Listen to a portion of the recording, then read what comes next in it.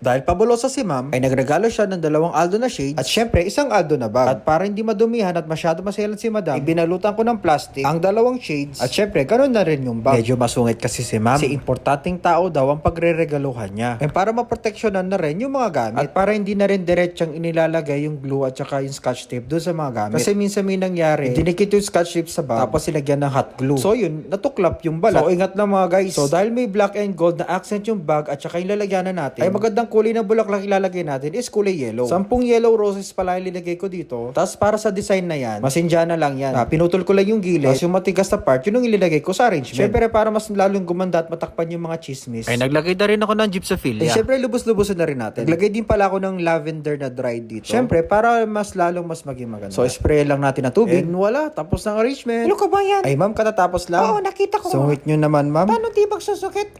Iniwanan ako ng boyfriend ko. Ay ganun ba ma'am? Ay naku, ewan ko ba? Sabi daw, talak-talak ko. Tapos wala naman ako ginagawa. Abay kung sino-sino yung chinatcha. Ay ma'am, excuse me po, magsha-shoutout na po ako. Ay naku, kabay, wag mo ko pibigyan. Ganun po ma'am. Bakit ako?